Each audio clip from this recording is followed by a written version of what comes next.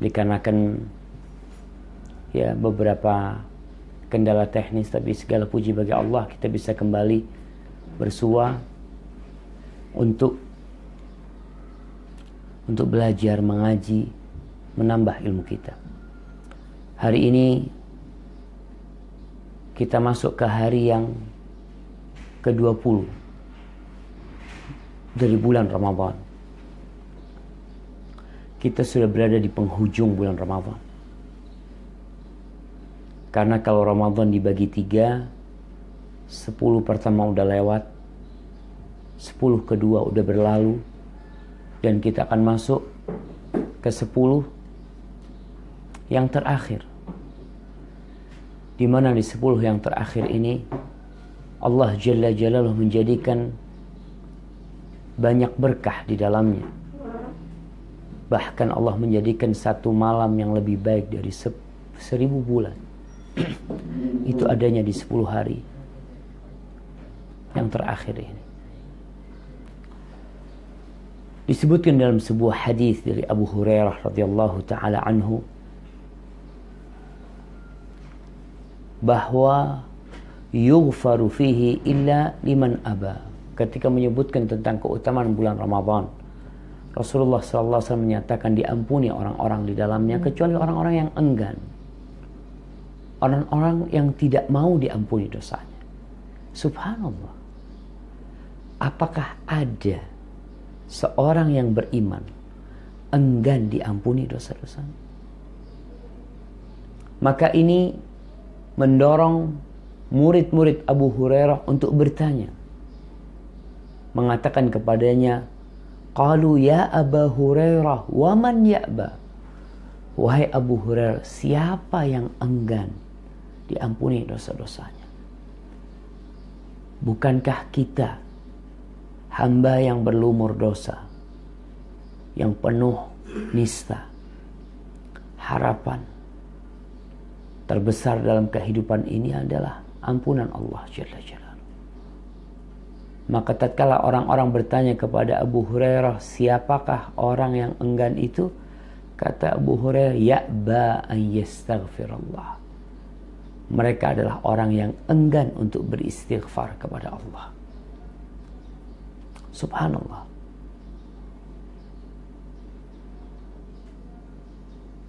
Di dalam banyak hadis, di dalam banyak ayat, ada anjuran-anjuran agar kita beristighfar, memohon ampun dari Allah Jalla Jalaluhu. Istighfar adalah amal kebajikan yang paling mulia. Istighfar adalah perbuatan yang paling agung yang bisa menghalangi kita dari sanksi dan ancaman-ancaman Allah. Kita bisa lihat nih, istighfar itu menjadi penutup amal soleh, bukan penutup dosa. Istighfar itu menjadi penutup amal soleh. Coba kita renungkan beberapa amal soleh. Yang pertama, sholat.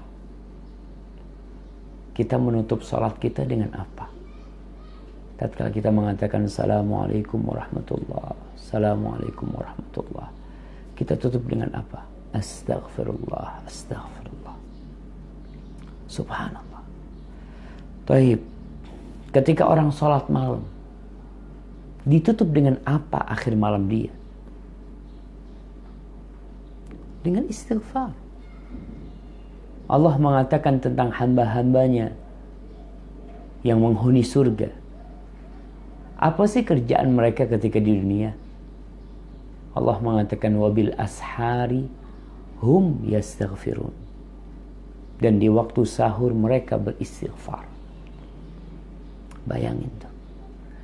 Tatkala dia menyelesaikan sholat malamnya, tatkala dia telah panjang berdirinya, telah panjang ruku dan sujudnya, yang isi sholat itu doa dan istighfar sendiri, ditutup dengan istighfar. Tatkala berhaji, kita tahu al-hajju Arafah. Kata Nabi SAW, haji itu Arafah.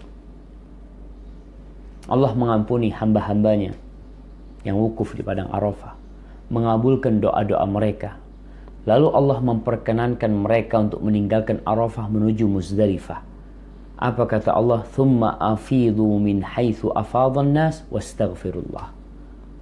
Kalian silahkan bergerak, bertolak dari tempat orang-orang bertolak dari Arafah. Lalu apa yang dilakukan? Wastaghfirullah. Lalu kalian beristighfarlah kepada Allah. Subhanallah. Dalam sebuah hadis tentang keutamaan haji, kata Rasul sallallahu alaihi wasallam, man hajja falam yarfuth walam yafsuq raja'a ka yaum waladathu ummuh. Barang siapa yang berhaji dan dia tidak melakukan tindakan kefasikan atau ucapan-ucapan yang nista, maka dia akan pulang dari hajinya seperti bayi yang dilahirkan oleh ibundanya, bersih dari dosa. Tapi kenapa disuruh istighfar? Ya, karena itu penutup amal kebajikan. Istighfar menjadi penutup majelis-majelis kita, pertemuan-pertemuan kita. Istighfar. Apabila di majelis itu, di pertemuan itu, di perkumpulan itu, isinya adalah zikir, seperti kajian, seperti kita ngobrol tentang maslahat untuk umat, di situ ada zikrullah. Kenapa ditutup dengan istighfar? Maka istighfar itu seperti stempel yang menutup majelis itu dengan kebaikan pula.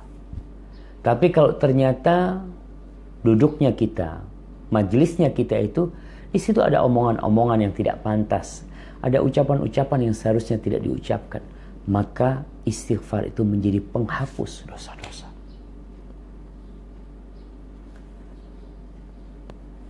Para jemaah rahimakallah, ketika Rasulullah sallallahu alaihi wasallam menyampaikan risalah Allah, beliau telah berjihad dengan jihad yang sebenarnya, melaksanakan amanah Allah. Orang-orang berbondong-bondong masuk Islam. Begitu tingginya kejayaan Islam pada waktu itu. Di akhir hidup Nabi SAW, turun firman Allah, "Idza jaa nasrullahi wal fath wa ra'aitan nas yadkhuluna fi dinillahi afwaja." Apabila datang pertolongan Allah, datang kemenangan dari Allah, dan engkau, yakni Nabi kita Muhammad alaihissalam, dan engkau melihat manusia berbondong-bondong untuk masuk ke dalam agama Allah, fasabbih bihamdi rabbika wastaghfir innahu kana tawwaba. Disuruh apa Nabi? Ketika melihat kejayaan Islam, ketika melihat orang-orang berbondong-bondong masuk kepada agama Allah, Allah perintahkan untuk bertasbih. Innahu kana tawwaba. Dan kau minta istighfar kepada dia. Allahu Akbar. Sesungguhnya dia maha menerima taubat. Jadi kalau kita melihat kondisi hamba dalam semua hal, tidak luput dari istighfar. Ramadan termasuk bulan istighfar. Dan sejatinya istighfar yang kita lakukan di bulan Ramadan itu akan mengangkat derajat kita, akan menambal puasa kita yang robek-robek gara-gara ada ucapan yang tidak seharusnya disampaikan, gara-gara ada tindakan yang melukai hati. Ibnu Rajab rahimahullahu ta'ala mengatakan, telah diriwayatkan dari Abu Hurairah radhiyallahu ta'ala anhu, bahwa Abu Hurairah mengatakan, wal ghibah takhriqus siyam. Ghibah itu merobek puasa seseorang. Ya iyalah, kita puasa tuh bukan hanya menahan diri dari lapar dan haus.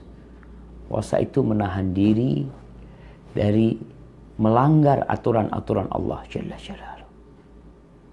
Ghibah termasuk melanggar aturan Allah. Ada orang tidak makan, tidak minum, tapi ngomongin orang. Ghibah itu makan bangkainya orang. Bisa bayangin. Allah mengatakan, وَلَا يَغْتَبْ بَعْضُكُمْ بَعْضًا أَيُحِبُّ أَحَدُكُمْ أَنْ يَأْكُلَ لَحْمَ أَخِيهِ مَيْتًا فَكَرِهْتُمُوهُ.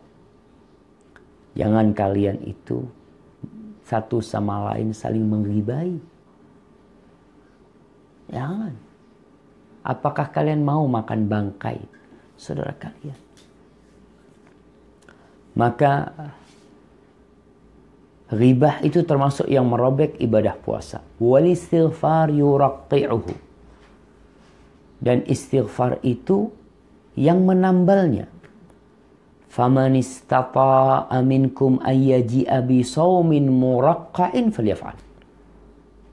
Kata Abu Hurairah radhiyallahu taala anhu, barang siapa di antara kalian yang bisa datang dengan puasa yang sudah tertambal, hendaklah dia melakukan itu. Ya, kita menambalnya dengan apa? Dengan istighfar. Diriwayatkan bahwa Umar bin Abdul Aziz rahimahullahu taala, dia menulis surat ketika dia menjadi khalifah. Dia menulis surat kepada gubernur-gubernurnya. Dalam surat itu terdapat wasiat agar menutup bulan Ramadan dengan istighfar wa sadaqatil fitr. Istighfar dan sedekah. Karena apa? Allah jamaah, istighfar ini akan membuka segala pintu kebaikan buat kita. Kebanyakan orang itu beristighfar karena dosa. Iya, kita diperintahkan untuk beristighfar dari dosa-dosa kita. Tapi ada tingkatan orang mukmin yang beristighfar karena keteledoran dia dalam ketaatan. Karena dia merasa dalam ketaatannya ada yang kurang. Dia itu istighfar. Kalau kebanyakan orang istighfar dari dosa, tapi orang-orang yang sudah sampai tingkatan ihsan, dia terus beristighfar, lisannya tidak berhenti mengatakan astaghfirullah, astaghfirullah wa atubu ilaih. Karena apa? Karena dia menganggap umpamanya dia nih nggak sholat duha, istighfar tuh. Padahal sholat duha kita tahu sunnah. Ini orang nggak qobliyah karena ada satu urusan, akhirnya dia datang ke masjid telat. Orang udah qomat, udah pada sholat. Dia tuh istighfar. Kalau kita kayak model-model ana nih, ya kalau berpikir ana nggak berbuat dosa sih. Nah, tapi itu tingkatan keimanan yang berbeda-beda. Semakin dekat kepada Allah, semakin kenal sama Allah, semakin takut sama Allah. Innama yakhshallaha min ibadihil ulama. Yang takut kepada Allah di antara hamba-hambanya adalah para ulama. Maka kalau kita lihat keutamaan istighfar, Allah akan berikan bantuan harta. Allah akan berikan anak-anak, ya, orang yang kesulitan harta, istighfar. Ini di penghujung Ramadan banyak orang kesulitan untuk THR. Banyak orang kesulitan membelikan baju buat anak-anaknya. Bahkan ya kesian kadang-kala kita melihat ada ibu-ibu yang harus mencuri di mall, harus mencuri di supermarket, harus melakukan ini dan itu. Dia kesulitan rizki. Apa kemudian kunci rizki? Istighfar. Kau hanya perlu istighfar, Allah bukakan buat engkau. Ustaz, anak udah istighfar Ustaz, tapi kok belum? Nah, berarti istighfarmu masih kurang. Maka ditambahin lagi istighfar. Karena kita harus yakin Allah tidak pernah ingkar janji. Namun kenapa janji Allah itu nggak turun-turun buat kita? Karena penyebabnya di kita nih. Ada penghalang yang menghalangi kita dari turunnya rezeki. Nggak punya anak, istighfar. Di surat Nuh ayat 10, 11 dan 12. Apa kata Allah? menceritakan tentang Nabi Nuh alaihissalam ketika mengatakan kepada kaumnya, "Faqultu astaghfiru rabbakum innahu kana ghaffara yursilis samaa'a 'alaikum midrara wa yumdidkum bi amwalin wa banin wa yaj'al lakum jannatin wa yaj'al lakum anhara." Aku katakan kepada kaumku, kalian beristighfarlah kepada Rabb kalian. Sesungguhnya Dia Maha Pengampun. Dia akan mengirimkan air hujan yang bermanfaat buat kalian. Dia akan memberikan kepada kalian harta dan anak-anak dan menciptakan buat kalian kebun-kebun dan sungai-sungai. Allahu Akbar. Istighfar akan mendatangkan kekuatan, mendatangkan nikmat sebagai tolak bala turunnya rahmat Allah. Allah mengatakan, wa anistaghfiru rabbakum thumma tubu ilaih. Kalian beristighfarlah kepada Rabb kalian, kemudian bertobatlah kepadanya. Yumattikum mata'an hasanah. Maka Allah akan memberikan kenikmatan kepada kalian, kenikmatan yang baik. Ila ajalin musamma, sampai batas waktu yang ditentukan. Karena kita tahu kenikmatan kita itu akan terputus. Ya, kau yang punya anak akan mati anakmu, atau kau yang akan mati meninggalkan anak-anakmu. Kau yang punya rumah, kau akan meninggalkan rumahmu, atau rumahmu yang hancur dan kau ada di dalam. Allah akan berikan kenikmatan sampai batas waktu tertentu. Wa yu'ti kulladzi fadlin fadlah. Dan Allah akan memberikan kemuliaan kepada setiap hamba Allah dengan kemuliaan dari dirinya. Dan di lisannya Nabi Hud, Allah berfirman, wa ya qaumi astaghfiru rabbakum thumma tubu ilaih yursilis samaa'a 'alaikum midrara wa yazidkum quwwatan ila quwwatikum. Itu istighfar akan memberikan kekuatan kepada kalian, menambahkan kekuatan. Orang yang sakit-sakitan, yang lemah, ya Allah Ustaz, anak ini gak kuat, macam-macam, istighfar. Duduk istighfar, berdiri istighfar, tiduran istighfar. Jadilah hamba-hamba yang senantiasa beristighfar kepada Allah. Dan yang terakhir, Luqman Al-Hakim pernah berpesan kepada putranya. Kita tahu Luqman, Allah berikan hikmah kepada dia. Apa pesan Luqman kepada anaknya? Ya bunayya, awwid lisanakal istighfar. Wahai ananda, biasakan lisanmu istighfar. Biasakan. Fa inna lillahi sa'atin la yuraddu fihinna sa'ilan. La yaruddu fihinna sa'ilan. Sesungguhnya Allah itu memiliki waktu-waktu. Di waktu itu Allah tidak menolak permintaan orang yang memohon kepadanya. Jadi kita kalau terus istighfar, kita insya Allah akan dapat tuh waktu Allah mengabulkan doa kita. Tapi kalau kita istighfar jarang, ketika berbuat dosa baru istighfar, padahal waktunya mungkin bukan waktu mustajab, maka biasakan lisan kita beristighfar dan rasakan kenikmatan orang yang beristighfar, nikmat-nikmat Allah, dan Allah tidak pernah ingkar janji. Barakallahu fikum. Dan kita mungkin akan masuk ke sesi tanya jawab. Mungkin ada beberapa pertanyaan yang udah masuk ya. Masya Allah. Nah, ini ada pertanyaan yang pertama mengatakan, Assalamualaikum. Saya seorang pemuda umur 26 tahun. Saya seorang cacat fisik. 3 tahun yang lalu saya kecelakaan dan harus diamputasi kedua kaki. Iman saya kacau, Ustaz. Kadang masih tidak terima, kadang bersyukur karena masih dikasih kesempatan. Saya mau tanya Ustaz, apa kaki saya bisa sebagai penghapus dosa yang lalu? Mohon motivasi juga Ustaz untuk menguatkan iman bagi seorang yang cacat. Barakallahu fiik. Subhanallah jamaah. Ya. Dunia ini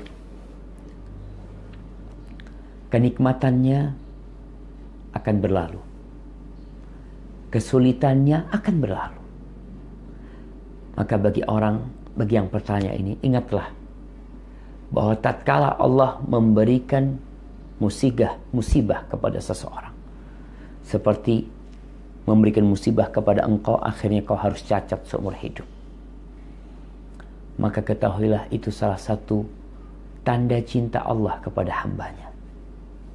Rasulullah sallallahu alaihi wasallam mengatakan, "Idza ahabballahu 'abdan ibtalah." Apabila Allah cinta kepada hambanya, Allah akan kasih bala tuh orang. Sehingga dia ingat kepada Allah. Maka dengan kedua kakimu, mudah-mudahan itu jadi penghapus dosa. Iya. Itu menjadi penghapus dosa yang akan mengangkat derajatmu kelak pada hari kiamat. Rasulullah sallallahu alaihi wasallam menjelaskan tentang kisah di hari kiamat nanti. Yawaddu ahlul afiyati yaumal qiyamah anna juludahum quridat bil maqarid lima yarawna min thawabi ahli bala. Orang-orang yang hidup di dunia dalam afiah, dalam keselamatan, kesembuhan, kelak pada hari kiamat, tatkala mereka melihat pahala yang Allah berikan kepada orang-orang yang senantiasa dikasih bala di dunia, mereka ingin kulit mereka itu digunting-gunting, jemaah, agar dia dapat pahala mereka. Maka tatkala engkau dapat cobaan seperti itu, Masya Allah, engkau bersabar dan engkau beristighfar, engkau menerima. Fa inna ma'al usri yusra. Inna ma'al usri yusra. Pasti itu bersama kesulitan ada kemudahan. Sekarang engkau tidak bisa lagi, tapi tetap engkau diuji. Apakah engkau bersabar atau tidak? Kesabaran sebenarnya itu ada 3. Yang pertama, kesabaran melaksanakan ketaatan. Dan ini kesabaran yang lebih mulia daripada kesabaran terkena musibah. Melaksanakan perintah Allah. Kesabaran kedua, menjauhi larangan Allah. Dan yang ketiga, sabar terpaksa. Jadi yang ketiga ini sabarnya engkau terpaksa. Tapi ada sabar pilihan. Sekarang kau diuji kesabaran pilihan. Melaksanakan ketaatan kepada Allah. Mendekatkan diri kepada Allah dan menjauhi kemaksiatan. Jadi lihatlah sebagian ulama itu, Masya Allah, ada yang buta. Tidak bisa melihat sepanjang hidupnya.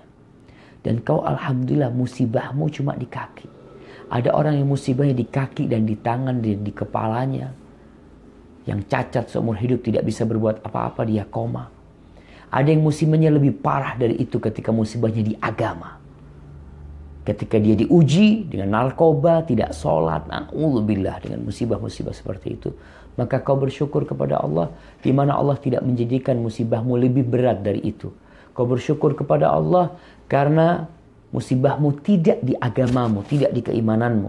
Dan sekarang kau diuji di keimananmu.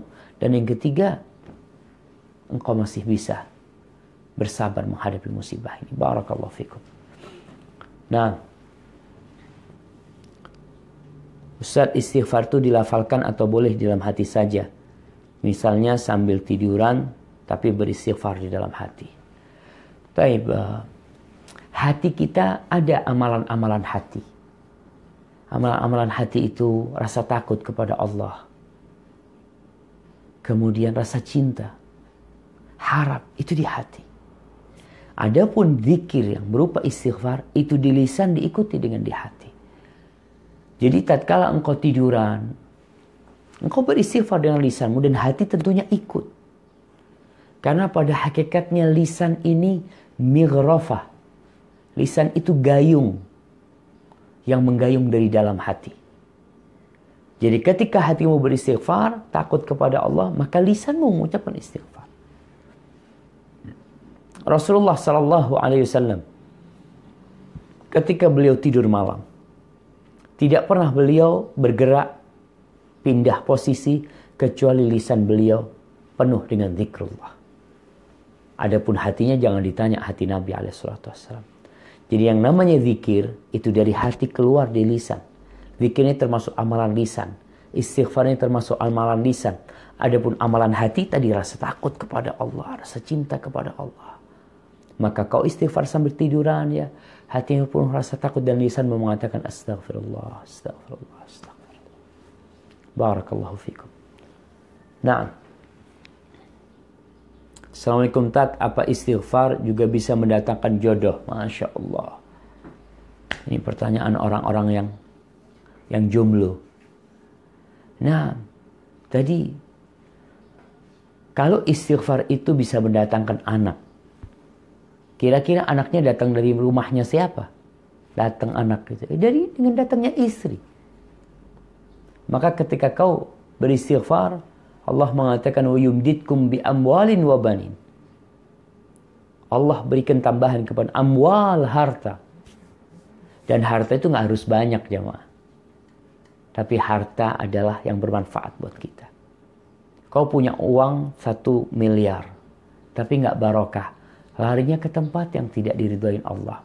Tapi kau punya uang 1 juta, Masya Allah bisa punya anak, bisa punya istri. Maka kalau dikatakan istighfar bisa mendatangkan jodoh, insya Allah. Kau terus beristighfar. Dan husnudzon sama Allah. Ada orang-orang yang suudzon. Biasanya nggak dikasih sama Allah. Kita diperintahkan untuk berhusnudzon. Karena Allah tidak pernah ingkar janji. Allah selalu menepati janjinya. Namun kitanya yang kadang kalah. Ketika Allah mengatakan, وَمَنْ يَتَّقِ اللَّهِ يَجْعَلْ لَهُ مَخْرَجًا. Barang siapa bertakwa kepada Allah, Allah akan jadikan buat dia makhrajan. Jalan keluar. Allah akan jadikan. Terus kalau kita belum dapat jalan keluar, Ustaz udah berapa tahun nunggu pasangan belum datang-datang. Mungkin kau punya sesuatu yang menjadi penghalang sampainya air ke kulitmu. Seperti orang yang berwudu, dia usap tangannya dengan air, tapi wudunya tidak sah. Kenapa? Ternyata ada cat yang menutup kulitnya. Seperti wanita-wanita yang pakai kuteks. Kiteks tuh? Cat yang di kukunya. Dia berwudu dan dia sholat. Dia berharap diterima sholatnya. Nggak mungkin. Wudumu nggak sah. Karena ada yang menghalangi air untuk sampai ke kukumu. Maka di sini apabila kita udah beristighfar, udah bertakwa, udah macam-macam, kok belum dapat jawaban dari Allah, maka coba dievaluasi. Mungkin ada sesuatu. Aku mungkin makan haram mungkin. Hadza wallahu a'lam bissawab. Nah. Masya Allah, ini ada pertanyaan yang panjang banget nih. Assalamualaikum warahmatullahi wabarakatuh. Ustadz, saya seorang janda dengan 2 orang anak. Saya baru mengenal manhaj salaf. Saya saat ini bekerja karena harus menafkahi hidup bersama anak-anak saya. Walaupun sebenarnya saya ingin sekali tidak bekerja di kantoran. Karena anak-anak saya masih kecil dan membutuhkan saya sebagai ibunya di rumah. Namun mantan suami saya kurang bertanggung jawab. Apakah boleh? Saya berdoa kepada Allah bahwa saya ingin menikah lagi. Karena saya berharapkan anak-anak saya mendapatkan sosok ayah baginya. Karena mantan suami saya tidak bisa berlaku seperti seorang ayah pada umumnya. Karena fitrahnya menyimpang. Apakah boleh niat saya menikah lagi agar saya tidak perlu bekerja lagi dan berada di rumah saja mengurus anak-anak? Masya Allah. Nah, ini permasalahan di negeri kita yang sepertinya harus segera mendapatkan solusi ya. Karena banyak wanita-wanita yang diceraikan oleh suaminya, yang kemudian dia harus menafkahi anak-anaknya. Padahal kewajiban memberikan nafkah itu full kewajiban bapaknya. Oke, anak ikut ibunya karena dia masih kecil, mami, tapi bapaknya wajib memberikan nafkah. Terus bagaimana dengan kondisi janda-janda yang ingin menikah? Tafadhol, kau minta sama Allah. Tapi kau minta kepada Allah dengan niat yang lebih baik dari itu. Niat umpamanya supaya ada yang bisa menjaga kehormatan dirinya. Niat tadi dia juga baik supaya dia tidak bekerja. Ustaz, anak bekerja, anak-anak ditinggal. Niat dia untuk membesarkan anak-anaknya. Minta sama Allah. Dan di masa Rasulullah SAW, janda itu hampir sedikit ya. Kenapa? Karena ketika ada janda, para sahabat menikahin mereka. Jadi istri kedua mereka, jadi istri ketiga, istri keempat mereka. Itu biasa. Kenapa itu dilakukan? Karena itu salah satu solusi untuk menyelamatkan masyarakat dari penyakit-penyakit yang di masyarakat. Banyaknya janda di masyarakat kadangkala membuat kehidupan di masyarakat itu kurang benar. Karena janda itu bukan hanya butuh makan. Dia kalau butuh makan mungkin dia bisa kerja sendiri. Tapi dia membutuhkan sesuatu untuk memenuhi hasrat dia.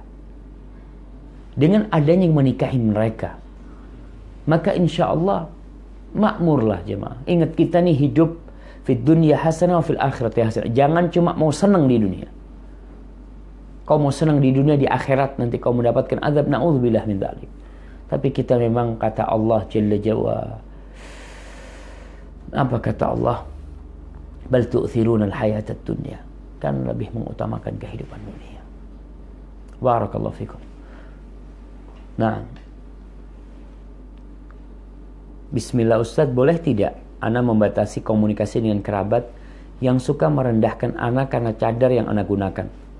Ana selalu direndahkan di depan orang. Kalau perkara karena ana ada tingkah dan sikap ana yang berkenan, ana ikhlas ditegur. Tapi kalau sudah menyangkut pakaian syar'i yang ana gunakan dihina, ana nggak terima Ustaz. Selalu aja ada yang salah dari sikap ana. Ana diam salah, bicara juga lebih salah. Apa yang harus ana lakukan Ustaz? Jazakallah khair. Kayaknya nanti harus banyak istighfar. Minta ampun sama Allah Jalla Jalaluh. Rasulullah sallallahu alaihi wasallam mengatakan, "Alladzi yukhalitun nas wa yasbir ala adahum khairun min alladzi la yukhalitun nas wa la yasbir ala adahum." Kita ingin menjadi orang terbaik di depan Allah Jalla Jalaluh. Maka di antara langkah-langkah untuk menjadi manusia yang lebih baik, kata Nabi alaihi salatu wasallam, orang yang bergaul dengan manusia, apalagi dengan kerabatnya, dan dia sabar disakiti oleh mereka. Sabar disakiti oleh mereka, diganggu sama mereka. Itu lebih baik daripada orang yang tidak bergaul dengan manusia, yang menutup diri dengan kerabatnya, dan tidak sabar diganggu sama mereka. Apa yang anti rasakan? Itu sebuah gangguan yang sangat kecil sekali apabila dibandingkan dengan gangguan atau lautan dan samudra gangguan yang diterima oleh Rasulullah SAW. Nabi dikatakan majnun, orang gila. Tapi Nabi tetap datang ke kaumnya. Nabi disebut sahir, penyihir. Beliau bersabar menghadapi mereka. Beliau dikatakan penyair, dikatakan pendusta, macam-macam. Dikatakan Al-Quran ini ucapan manusia. Beliau bersabar menghadapi mereka. Dan seorang mukmin itu seperti pohon kurma. Kata Nabi SAW, al-mu'min kan nakhla. Oh subhanallah. Tahu pohon kurma? Daunnya tidak jatuh. Dia rindang. Dia lempar sekeras apapun, dia tidak akan membalikkan batu. Yang dia balikkan adalah buah-buah kurma. Jadi engkau ketika dihina, balaslah dengan yang lebih baik. Ketika engkau dicela, dicaci, direndahkan, kau ingat, ya Allah, mudah-mudahan ini jalanku menuju surgamu. Aku harus kayak gini nih. Mungkin di sini aku bisa memberikan petunjuk kepada saudaraku. Dan bersabar. Menghadapi yang seperti itu, Allah telah memberikan kepada kita solusi. Apa kata Allah? Idfa billati hiya ahsan. Balaslah dengan yang lebih baik. Itu solusi. Karena manusia ini bahan dasarnya baik. Dia tuh menghina kita karena dia nggak tahu. Karena dia nggak paham. Rasulullah SAW diperangi oleh kaumnya. Karena apa? Karena kaumnya tidak paham dengan kebenaran. Maka tatkala Rasulullah SAW pada tahun ke-8 Hijriah, setelah 8 tahun meninggalkan Mekah, beliau datang ke kota Mekah, menaklukkan kota Mekah. Apa yang beliau lakukan? Membalas dendam, menghabiskan sakit hati beliau. Beliau mengatakan kepada para penduduk Mekah, idhabu fa antum tulaqa. Kalian silahkan pergi semuanya. Kalian semua aku maafkan. Kalian bebas mau kemana. Subhanallah. Itu akhlak. Jadi mudah-mudahan dengan engkau udah ngerti, faham dengan sunnah ya, engkau pakai cadar, engkau bersabar menghadapi hal itu, engkau balas dengan senyuman. Tadi dikatakan ngomong salah, diem salah, kau bilang, tolong kau kasih nasihat aku. Apa yang harus aku lakukan supaya aku bisa dicintai Allah SWT? Gak masalah. Balas dengan yang lebih baik. Barakallahu fikum.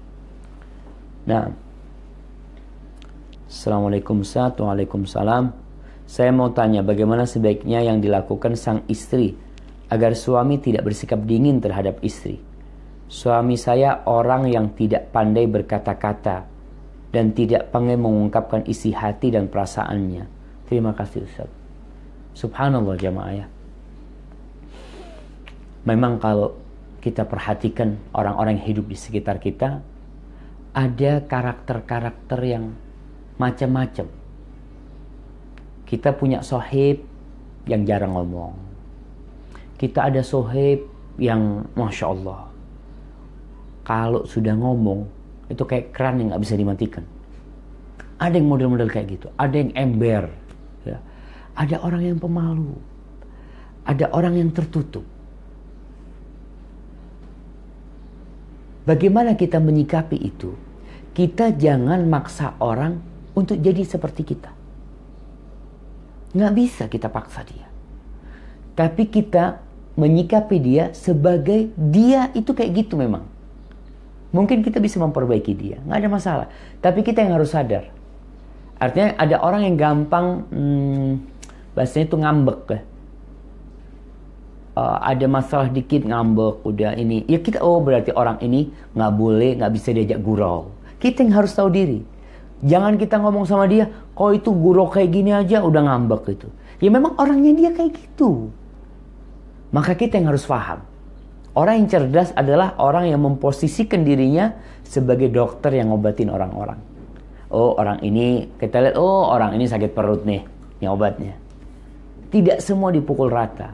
Maka bagi seorang istri yang mendapati suaminya tidak pandai bertutur kata, mungkin dianya memang sebelum menikah udah kayak gitu. Berbeda kalau suaminya ini sama orang, Masya Allah, ngobrolnya enak, di rumah diem doang. Ini ada yang salah nih. Ada yang harus dibenerin. Tapi kalau memang kondisi suaminya, tadi sebagaimana sebutkan, mungkin itu bawaan dia. Tapi akhlak, karakter itu bisa dirubah. Maka engkau paling tidak melihat. Mungkin ada celah-celah kau bisa masuk. Cari waktu tertentu untuk ngobrol sama suaminya. Mungkin kau bisa berhumor sama suami. Ada orang-orang yang kaku memang. Tapi kau bersabar. Artinya, jangan membandingkan suamimu dengan suami orang. Kadang-kala seorang wanita yang mengatakan, ya Allah suaminya fulan, Masya Allah ya, sama istrinya, ana lihat digandeng sama dibawa jalan, ngobrol ketawa-ketawa, ana sama suami ana dingin banget sama. Udah itu suamimu. Ketika engkau menundukkan pandangan tidak melihat yang lain, insya Allah kau akan mensyukurinya. Dan mudah-mudahan itu menjadi penambah amalan dan pahala buat engkau dengan bersabar menghadapi itu. Dan doakan suaminya. Doa termasuk jalan pintas untuk merubah karakter buruk. Barakallahu fikum. Nah, ini Assalamualaikum Ustaz. Waalaikumsalam. Apakah anak durhaka jika anak perempuan yang telah menikah selalu membantah keinginan orang tuanya? Orang tua saya selalu gila dunia, selalu minta belikan harta benda, tidak diturutin dia marah-marah, dan menyumpah serapah. Terima kasih. Wassalam.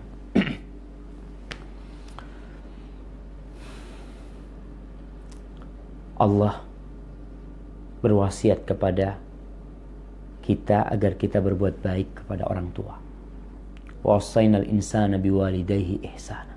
Wasiat dari Allah. Dan Allah memerintahkan agar anak itu tidak membantah permintaan orang tuanya selama dia mampu memberikan. Dia mampu berikan. Allah mengatakan wa qadha rabbuka alla ta'budu illa iyyah wa bil walidaini ihsana. Imma yablughanna 'indaka al-kibara ahaduhuma aw kilahuma fala taqul lahumā uffin wa la tanharhuma wa qul lahumā qawlan karīma. Maka tatkala kita mendapati orang ini anak perempuan udah nikah. Lihat, kalau ternyata anak perempuan ini punya harta dan dia bisa berbagi sama orang tuanya. Artinya dia tidak ngambil harta suaminya. Dia mungkin dikasih sama suaminya. Dia tahu orang tuanya butuh, maka dia berikan dari apa yang dia miliki. Itu termasuk kebaktian dia. Tapi kalau si orang tua memaksa anak perempuannya untuk minta sama suaminya, untuk ngambil sama suaminya, sedangkan sebenarnya kebutuhan orang tua itu tidak urgen, maka sang anak minta maaf sama orang tuanya. Jadi tatkala seorang anak Bukan membantah, tidak memberi apa yang diinginkan orang tuanya. Ajukan alasan-alasan. Alasannya, aku nggak punya, Abah. Mungkin orang tua, kok ngambil sama suaminya? Afwan, aku diperintahkan untuk taat sama suamiku. Kalau suamiku ngasih sama aku, mungkin aku bisa berbagi sama ayah. Maka tolong anak perempuan ini, ketika berbicara sama orang yang tetap, dudukkan dia sebagai orang tua. Ucapkan kata Allah, wa qul lahuma qawlan karima. Katakan kepada keduanya qawlan karima. Qawlan karima adalah ucapan, adalah perkataan yang mulia. Isinya mulia, intonasinya mulia. Isinya kata-kata itu indah. Dan tatkala menyampaikannya itu dengan intonasi yang penuh kerendahan kepada orang tua. Wakhfid lahuma janaha dzulli minar rahmah. Karena memang ujian anak. Tatkala mendapatkan orang tua yang gitu tuh. Yang minta terus sama anaknya umpamanya. Minta ini, minta macam-macam sama anaknya. Itu ujian buat anak. Tapi kalau anak mampu memberikan. Dan dia memberi buat orang tuanya. Ya orang tuanya mungkin kepingin ya. Mau ini, mau itu. Dan itu bukan kemaksiatan. Berikanlah kepada orang tuanya. Sambil terus berbuat baik sama orang tua. Jangan sampai akhirnya orang tua sampai sumpah serapah macam-macam ya. Mungkin juga ada orang tua yang tidak berpendidikan agama yang cukup ya, sehingga muncul yang seperti itu. Baik, barakallahu fikum. Mungkin ini. Baik, ada pertanyaan. Assalamualaikum Ustaz. Waalaikumsalam. Ana mau tanya, walimah secara syar'i itu kenapa tamunya harus dipisah? Dan kenapa pengantinnya tidak boleh dipertontonkan bagi tamu yang datang? Soalnya masyarakat memandang aneh Ustaz. Bagaimana cara menyikapinya? Adakah hadis Rasulullah SAW yang menganjurkan Ustaz? Syukran. Iya. Jadi berkaitan dengan dipisahnya lelaki sama perempuan ya. Kita lihat di masjid nih, di tempat ibadah, di tempat ketaatan, itu dipisah. Yang laki di depan, yang perempuan di belakang. Kenapa? Kenapa kok tidak bareng aja di sana? Bayangin, kalau sholat, satu shaf ada laki, ada perempuan, ada laki, ada perempuan. Dalam ibadah aja, kita diperintahkan untuk menjaga diri dari perempuan. Jadi memang ada batasan-batasan. Kemudian Rasulullah SAW mengatakan kepada kaum lelaki, iyyakumud dukhul 'alan nisa. Kalian jangan masuk-masuk ke tempatnya perempuan. Ini kata Nabi SAW. Akhirnya ada seorang sahabat yang bertanya, ara'aital hamu? Ya Rasulullah, bagaimana kalau yang masuk ini bukan orang biasa tapi iparnya? Kata Nabi SAW, alhamu al-maut. Kalau yang masuk ke tempat perempuan itu ipar itu kematian. Artinya masuknya seorang ipar ke tempat perempuan-perempuan itu lebih bahaya daripada orang asing. Karena pandangan orang lah, itu iparnya macam-macam. Dan di masa Rasulullah SAW, memang bagian perempuan ya. Sebagaimana tadi kita sampaikan dalam urusan sholat Jumat, sholat Idul Fitri, perempuan di bagian belakang, laki-laki di bagian depan ya. Kenapa itu jadi aneh? Karena kita tidak terbiasa aja, jamaah. Kita tidak terbiasa aja. Ana kasih contoh sesuatu yang aneh, dianggap aneh oleh manusia. Di beberapa tempat di pedalaman, di mana masyarakatnya hanya pakai atau tidak pakai pakaian. Mungkin dia pakai sesuatu yang menutup auratnya saja. Ketika mereka melihat orang yang pakai baju, aneh nggak buat mereka? Aneh. Artinya orang yang terbiasa tidak berpakaian, melihat orang yang berpakaian, maka dia akan aneh. Sebaliknya, orang yang berpakaian, melihat orang yang telanjang, buat dia aneh nih. Ada orang nggak pakaian ya. Ini masalahnya masalah kebiasaan aja. Jadi perlu dibiasakan. Contoh lah yang kedua, kalau kita berbicara yang dianggap aneh oleh masyarakat. Jenggot nih. Awal-awal jenggot, Masya Allah. Sesuatu yang sangat aneh buat mereka. Ana sering sampaikan, ana ketika pakai jenggot di sidang sama orang tua, didudukkan sama orang tua. Kenapa pakai jenggot?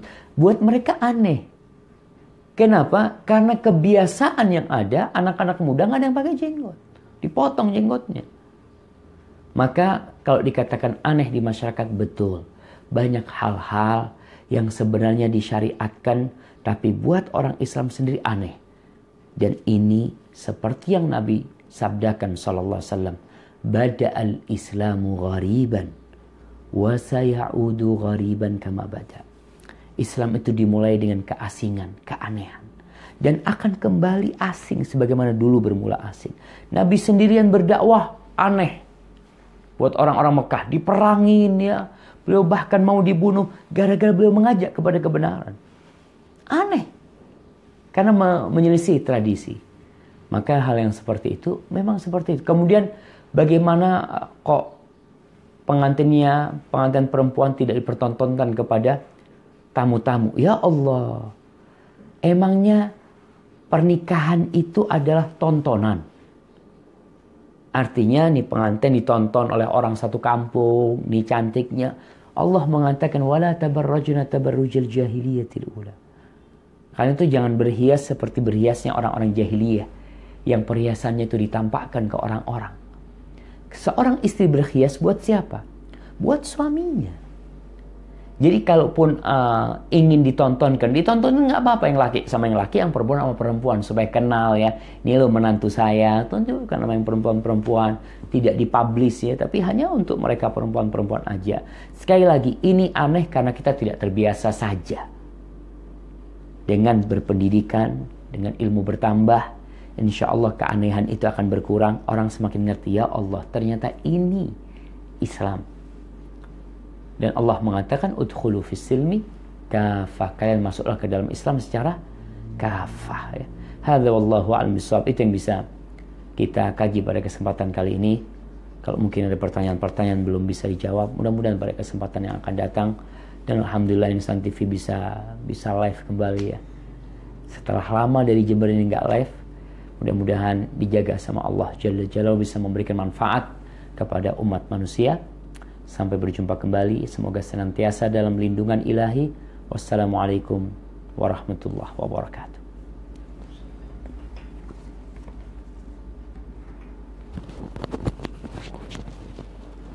Limadha lam yughliq?